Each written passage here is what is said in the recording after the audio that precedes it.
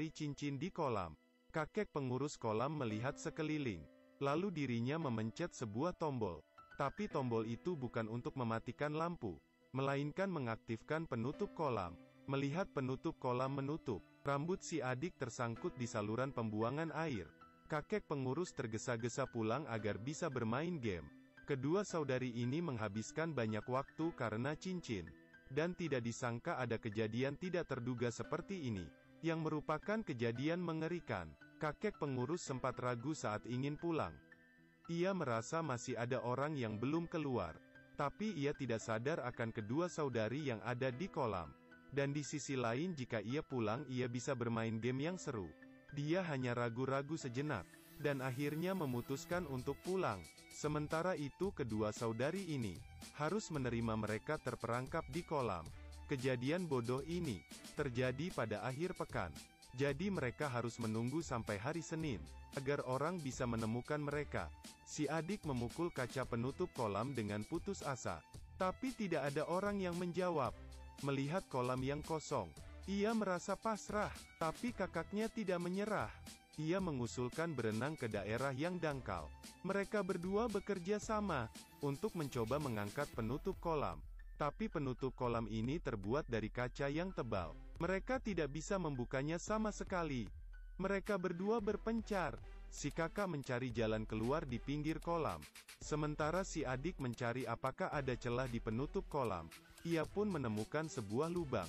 Tapi lubang itu terlalu kecil. Bahkan tangan tidak bisa keluar sepenuhnya. Berpikir dengan tenaganya merusak lubang itu. Tapi kurang kuat. Si adik mulai kurang percaya diri. Tapi si kakak menemukan sebuah potongan plastik. Setelah mematahkan potongan plastik menjadi dua bagian, ia berencana untuk membuat lubang kecil tadi semakin besar. Tapi tentu saja, ide ini terlalu naif. Si adik sama sekali tidak membantu dari awal sampai akhir. Dan hanya meledek si kakak. Jika bukan karenamu, karena cincinmu itu, kita tidak akan terperangkap di sini. Dan dia menyalahkan kakaknya, karena meninggalkan dirinya untuk cinta. Dan cincin di kolam, adalah alasan sebenarnya si adik iri dengan kakaknya. Oleh karena itu si adik dengan sengaja, melempar cincin tunangan si kakak, yang spesial bagi dirinya. Ia menyelam sekali lagi, dan berhasil mengambil cincinnya. Lalu dia mendadak menemukan plat besi yang bautnya terlepas. Karena sudah longgar, jika plat besi itu bisa dipatahkan, maka bisa digunakan untuk memecahkan kaca. Tapi tenaga ia sendiri tidak cukup. Ia meminta bantuan adiknya. Tapi adiknya malah berkata, "Sudah kubilang ini ide bodoh." Sementara itu handphone si kakak menerima panggilan masuk dari pacarnya, yang mengira si kakak masih berenang. Ia ingin memberitahu bahwa dirinya akan ada acara nanti malam, dan tidak perlu menunggunya untuk makan malam. Dengan harapan satu-satunya sirna, si kakak bersender di sisi kolam dengan putus asa. Lampu di langit-langit dimatikan oleh timer. Di dalam kolam renang yang gelap, ekspresi si kakak tampak seperti menahan sakit. Setelah si adik bertanya, si kakak barulah menceritakan bahwa 3 tahun lalu, dia didiagnosa mengidap diabetes. Jika tidak mendapat suntikan tepat waktu, dia bisa saja tidak bertahan melewati malam ini. Pada saat ini, ada seorang petugas kebersihan yang masuk ke area kolam renang. Terperangkap di kolam renang yang gelap, dua saudari ini, di saat sedang mencari jalan keluar, seorang petugas kebersihan masuk. Handphone di dalam tas sekali lagi berbunyi.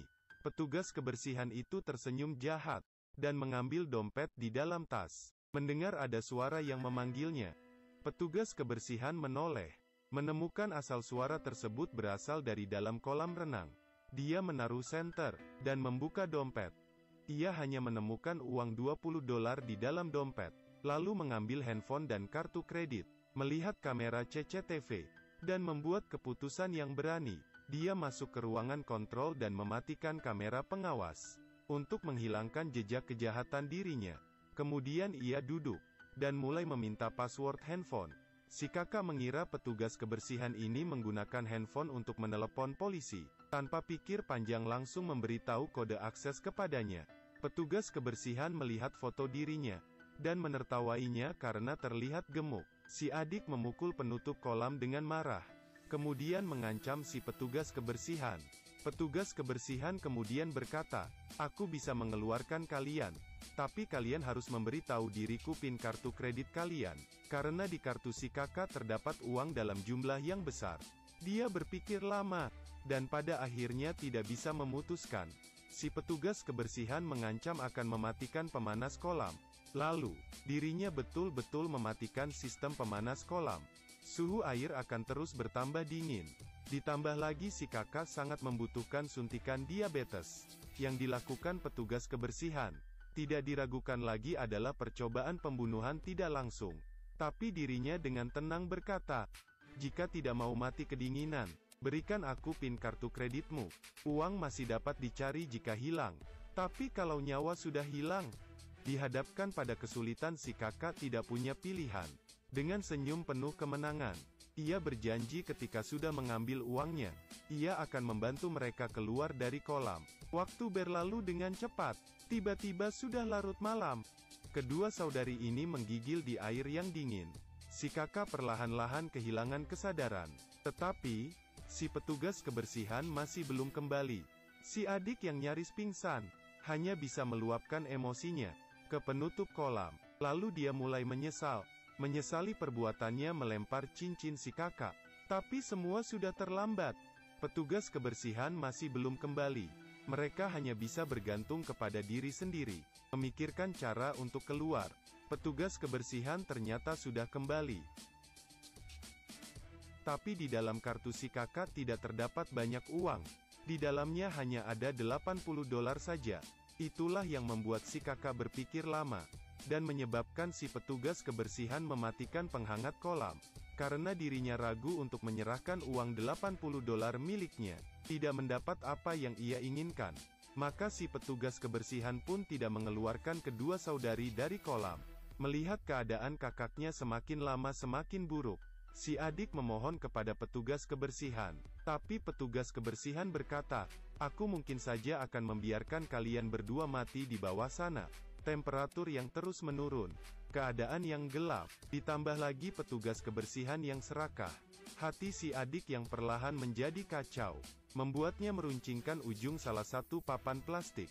Lalu dengan suara yang dibuat seolah sedang menangis ia memanggil si petugas kebersihan, dan terus meminta maaf. Ia berkata ada rahasia yang ingin diberitahu kepada petugas kebersihan. Dirinya pun sengaja mengecilkan suaranya.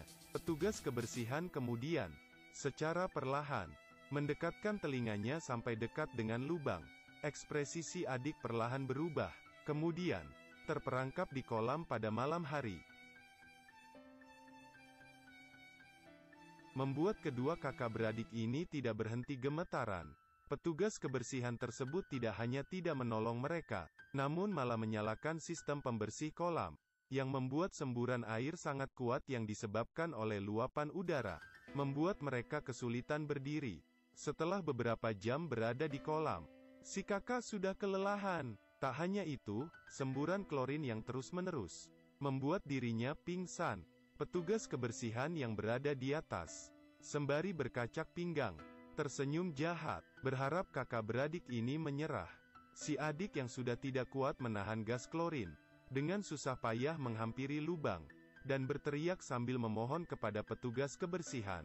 Petugas kebersihan melakukan semua ini karena uang, tapi tampaknya ia sadar akan bahaya dari tindakannya dan tidak ingin merenggut nyawa seseorang. Dia pun mematikan sistem pembersih, lalu menggunakan kesempatan ini untuk meminta cincin milik sang kakak. Kali ini mereka berdua sudah tidak punya pilihan, karena hanya petugas kebersihan yang dapat menolong mereka. Tapi petugas kebersihan ingin menukar cincin tersebut dengan uang. Barulah dirinya akan mengeluarkan kakak beradik tersebut. Sekali lagi handphone si kakak berbunyi. Pacar si kakak sudah menghubungi semua orang namun si kakak masih belum ditemukan. Sadar akan hal aneh ini, pacar si kakak pun menghubungi polisi. Setelah mendengar kata polisi, raut wajah si petugas kebersihan langsung berubah. Dirinya baru saja keluar dari penjara 9 bulan lalu. Sekarang dirinya masih dalam masa percobaan. Jika kali ini dirinya tertangkap, maka dirinya harus menjalani hukuman lagi. Kedua saudari ini berjanji tidak akan melaporkan petugas kebersihan. Petugas kebersihan yang lega, akhirnya bersiap membuka penutup kolam. Dia memasukkan password dan menekan tombol. Tapi yang terdengar malah bunyi error yang menusuk telinga. Dia mengira dia melakukan kesalahan dan mencoba sekali lagi. Tapi dia hanyalah seorang petugas kebersihan paruh waktu. Password yang diberikan manajer kolam kepadanya sebulan lalu tidak dapat digunakan sama sekali. Sekali lagi harapan mereka hancur berkeping-keping. Si adik tidak lagi kesal, tapi di dekat lubang, memohon agar petugas kebersihan menyelamatkan mereka.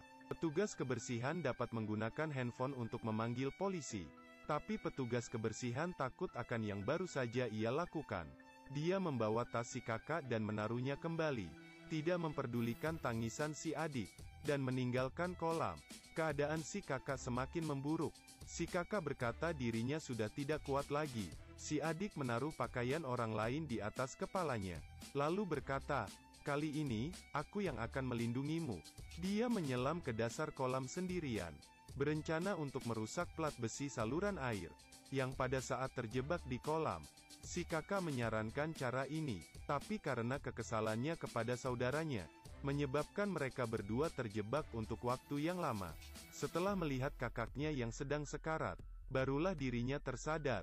Ini adalah cara satu-satunya agar mereka bisa selamat. Tapi si kakak sudah hampir tidak sadarkan diri.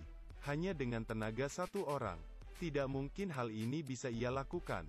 Agar bisa berhasil, dia kembali ke permukaan air, mengambil pakaian orang yang tertinggal, kemudian menyangkutkan pakaian itu di antara celah plat besi, menaruh kedua kakinya di lantai kolam, membentuk segitiga yang kuat. Kemudian, pada jenis film melarikan diri yang tidak masuk akal ini, akan selalu ada kejanggalan. Contohnya, sikap acuh si kakek penjaga kolam pada awal film. Kurasa dia tahu bahwa ada orang di kolam, tetapi dia tidak mau kembali dan memeriksa. Lalu tentang ide dari si kakak, karena perselisihan antara keduanya, ide itu ditolak si adik. Kemudian soal petugas kebersihan. Di dalam kartu si kakak hanya ada uang $80. Dia sangat sulit memutuskan. Sampai-sampai si petugas kebersihan mematikan sistem penghangat kolam. Tentu saja apabila tidak dimatikan, mereka bisa saja saling menempel. Pada akhir film, si kakak terbangun setelah diberikan suntikan insulin.